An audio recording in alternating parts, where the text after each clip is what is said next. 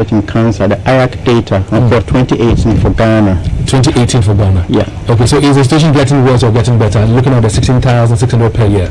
Well, if you compare the figures, at the time that Ghana had independence, when the population was only 4.5 million, then you might be tempted to think that with the numbers we are diagnosing now, the figures are going up. But you need to take into consideration how the population is also growing. So for 2018 in Ghana, 42,000 cases were diagnosed, newly diagnosed. And then in the same year we had 15,000 deaths, and then translates to about 40 deaths per day. 40 deaths per day in Ghana. Whoa. Yeah. Scary, huh? If I say the numbers are going up, probably may not be, because we're doing a lot of awareness creation, and maybe the message has gone down and we are seeing many patients. Otherwise, we don't have any statistical base to say that the numbers are going up. But comparatively, what we can say is we rather have many cases coming now which are less advanced. Less advanced, unlike before, where people presented cases with an advanced stage of it. Yeah. So it means that education is working somewhat, isn't it? I think so. You think so? Well, so if you're listening to us, there's a lady, like I said, who has breast cancer. The breast has to be cut, but because of fear that she might lose her husband, she is contemplating whether to cut the breast or not to cut the breast. Now, what advice do you have for this lady? Good afternoon to all our listeners. Do diligence. I mean, do investigation proper and see those who actually benefit from the surgery. And for that matter, there's no fear of patient dying shortly after surgery. So for this woman, the advice I would give is her life needs to be preserved first, because currently, if you have mastectomy, there's a way that surgeons can reconstruct a new breast for you. But I was telling one of the doctors a while ago that there's nothing like an original breast. So the typical African man is a child. Yes, something has been done about it, but this is not original. Yes, I mean the thing is, if the woman wears with a reconstructed breast or with a prosthesis, I mean, you see the chest symmetrical. I mean, unlike the case where he's had a mastectomy and then one side of the chest is detection or advanced cancer. So the earlier cancer can be detected, the higher the chance that cancer can be cured. And what an early cancer, what that actually means is that the cancer is confined or limited to that part of the body. And advanced cancer means it's spread beyond that site. And it could be a lymph node, or it could be in a completely different organ in the body. So an early cancer can often be cured with surgery at times, or radiation at times, with sometimes the addition of chemotherapy. And there's been campaigns throughout the world for cancer screening. So you brought up prostate cancer, and there are blood tests, doctor. If there's an abnormal growth on the breast tissue, she should see a doctor then. Not wait for months to years or seek other remedies, but should see her health professional and have it evaluated for potential cancer. What about prostate cancer? Are there any signs and symptoms, unlike women who, when they are about to have cervical cancer, might have pain in the pelvis, like you mentioned, or when they have sexual intercourse, may have pain and bleed and all that? What about men, the prostate cancer? What do we look out for? Yeah, that's a good question too. And there can be signs or symptoms of prostate cancer. A lot of men, as we age, the prostate gland gets bigger, and that can obstruct urination. That alone is not a sign necessarily of prostate cancer, however. Sometimes there can be blood in the urine, or sometimes blood in the stool, and that could potentially be a sign of prostate cancer. But often when those symptoms come about, it may be too late, and the cancer may be too advanced. So from what we know now, blood testing is the best way to potentially detect prostate cancer, or another option is to routinely see your physician, and they can do a rectal examination that can feel this tissue and look at it. In about 99% or over of cases, you find a virus called the human papilloma virus. That means it's almost associated with this virus. So a large number of people, if you screen people for this virus, okay, you can do something about it. And the good thing is, when the patient or somebody is infected with the virus, it takes many years for the lesion to develop. And all these years, the first answer is we just don't know. We just don't know. We don't know. But there are always risk factors. Hold on for me. So how come we don't know? I mean, you guys are doctors. Some of you are scientists. You do research. How come over the years, all this while, this is killing us, is maiming us, is making people become bedridden, and we still don't know? So I was citing the instance of the human papilloma virus and its association with cervical cancer. You know, you find this virus in many women or in many people, both men and women who are sexually active. But the question is, why doesn't everybody get it? So we just don't know. So there may be other factors that we don't still understand about cancer. But our research work still ongoing to find out. Yeah, the many researches have been ongoing for years now. So we don't know. But then there are risk factors, situations, circumstances, some habits that make somebody more likely to get a cancer than the other one. Okay. So run us through some of them. I mean, we talk about right. things the most prominent one is what we're talking about, like the human papilloma virus. HPV. Yeah. So that is a risk for cancer of the cervix. Okay. We can talk about other, infections like the schistosoma infection. I mean, it's an infection that affects the bladder. People will be passing urine which is blood stained. Now, if you don't treat that one well, that becomes a risk for future, development of cancer of the bladder. Now, this thing is very common along the Nile Valley in Egypt. Okay. So if you go there, if you want to study more about bladder cancers, that's the place you need to go. So it's very common there. So we've likely find a lot of people with bladder cancer. If you eat a balanced diet, I'm sure you know what the balanced diet is. Okay, I mean all the food components should be part of, or by the close of the dish, a little bit of everything. Drink a lot of water, exercises, adequate sleep, no excess alcohol, smoking. Generally, such people have good immune system that can resist a lot of diseases, including even some cancers. Okay. But we still don't know. Ken, we live in a country where, even in our residential areas, we have antennas and masts, belonging to mobile phone operators, and they emit radiations and all that. Would you say that we need to be mindful of those antennas and masts, or we should just go with our lives? There's no big deal to it. There's no good data that there's any harm or risk in those type of exposures. So I would not call that a risk. And the risks that we can see and modify are the more important things, like what you take into your body, what you eat, as Dr. Osei mentioned. Where I come from, USA, tobacco is very prevalent, which is not so much in Ghana. But lung cancers are very prevalent from exposures that we put ourselves through. True, yeah.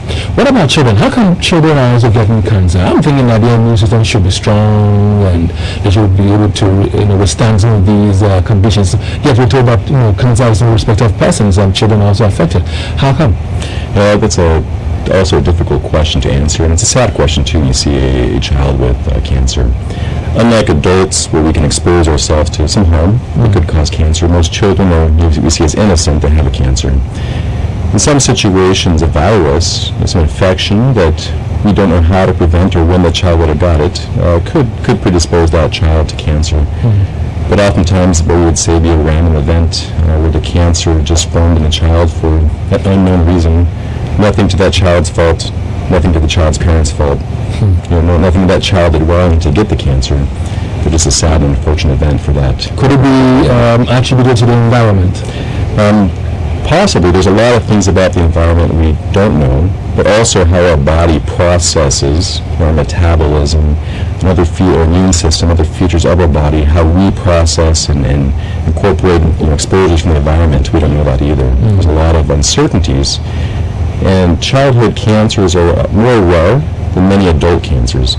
So you don't have enough cases in some ways to really call it from that link for those children as to what caused the cancer. You've been doing a lot, I'm told, to help our oncology department or directorate here in Ghana, and for that matter at the Confirmation Teaching Hospital. Like you said yourself, this is about your 7th visit. Would you say that we have enough information and education for the populace about cancer? So I've been very impressed with the teaching hospital in Kumasi, in Kath. For the past 15 or so years, they've done annual public awareness and cancer awareness days. And that's been a very successful program, I think, to strengthen the community and to expose them that early detection saves lives. And this past year, I was fortunate enough to actually attend with them. It was kind of a combined Mayo and Cath Public Cancer Awareness Day. And over 1,000 people came out that day. Wow. Completed at the mall. And about 300 women had free breast cancer screening. Women that were shopping would come out and have their breast examined. You should have invited me. I like to examine women's breasts to see if they have lumps in there. I do it for free. I don't charge anything, actually. You should have invited me. I would love to, voluntarily done something to help them. That's just was special because we invited men to be part of the screening process, to teach them how to screen. Because we feel that men could also pick it early. Yeah, it's not just the women. It helps. Men have responsibility too for their loved ones to help.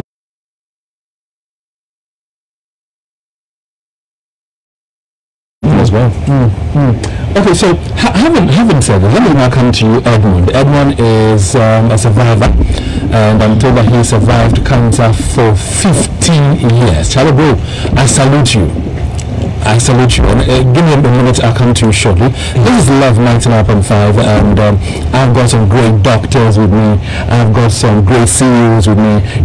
Tony Steiner is still with us in the series of Love 99.5. And yesterday was observed worldwide as Cancer Day. Again, Ghana, we celebrated it in our own special way with all the therapies. But when you were diagnosed with the condition, what came to mind? Were you scared? Were you crying? Were you down? How was the feeling like? I was like, I'm gone. You're gone. Because by then, in fact, it's not only my parents. I want to use this opportunity to thank Dr. Sebonsu and then the whole oncology department team. As they are seeing right now, the sensitization started a long time ago, but it has been intensified. I quite remember during my treatment time, they used to come there, motivate us, encourage us that even though this is what we are going through, but it is well, Muhammad told me and those kind of stuff. Did you believe in Okay. Yes, if I'm starting to be corrected. So I have in mind that I will not eat outside. I'll eat my own prepared food. That is in the right proportion and in the adequate yes. So I have had that one moment. So anytime I go out or I'm not able to get my own food, so it's also you lost a bit of weight. Yes. Okay. Again, you speak and you sound as if you're nasal. You're speaking through your nose. Is that how you normally speak, or is the condition that has made you speak like that? No. No. But maybe because of the weather, I'm feeling cold. Yeah. So this is how you speak. Fine. Now, I'd like to take a very short break, and when I return, I'll be speaking to one amazing woman. Her name is Tony Steiner. She's CEO of Global Access Cancer Foundation, and I'm told that she's doing an amazing job in Ghana. God bless you, and we shall be having a conversation with her when we return. It is 20 cities in advance, 30 cities out the gate. Venue, Bantama Pentecost, the 18 Nete Temple. Date, 15th February 2020. Time is 6 p.m. Get your tickets at the Poku Trading Supermarket, Abebio Express, Dodge Fashion, Kumasi Mall. For tickets reservations, call 0242-828058. This event is brought to you by Global Expert Recovery Limited. Come and let's give thanks to the Most High, for He alone is worthy of our praise. The National Gospel Music Awards, rewarding excellence. Hallelujah! All praise to the Most High. The third edition of the National Gospel Music Awards is here. The Praise Edition. Come as believers, let's give thanks to the Almighty for a new year as we celebrate artists who deserve to be honored on the night. The night will be electrifying with performances from legendary gospel duo Tego Sisters, multiple award-winning Obapa Christie, Prophet Abiam Danso, all the way from the UK, Reverend Graceman, and many more. Rate is 20 like you see in this room, to make sure that they have access to all the newest technologies and education available. So when someone is diagnosed, when everyone is taking the precautions that we're recommending, awareness, early detection, that they come in and they have the medical staff that is needed to treat that. You talk about new equipment. So is that to suggest that you're bringing us new equipment? What exactly are you doing to support our cancer fight and treatment and cure? Yep, so we work with the universities and the hospitals to identify what their needs are, and we do work with the manufacturers around the globe to see what we can do to help with the costs of medicines or device technologies and so forth, or anything even just from an educational standpoint, working stations for the students, so all of the above. So apart from the training and the information and education, let's talk about infrastructure, let's talk about equipment. What are you doing in that direction? Are you helping us put up new... Brachytherapy is also another way of delivering radiotherapy. But with that one, you bring the source of the radiation in close proximity to the tumor. And it's also an old-fashioned one. It's a low-dose one. If I just have to tell you a little bit about it, it's like in a week, you can use it to treat about only 3 women. We use it to augment the treatment for cervical cancer. Now, when you have modern versions of it, you can use it for other treatments. If you have a high-dose read brachy machine, you can treat 8 patients in a day. But with this old-dose one, we're able to treat a maximum of about 3 a day. So Confirmation is a teaching hospital. Yeah. And if it's a teaching hospital, we need to have some of these modern equipments in place so students will learn and be practical with the usage of these things. So that patients would also benefit immensely from it. So how come a big facility like Confirmation doesn't have modern equipment? How come government is not doing that? And I'm not talking about this governments. That was the initial stages. From 2010, there has been an expansion program where new equipment have been brought in.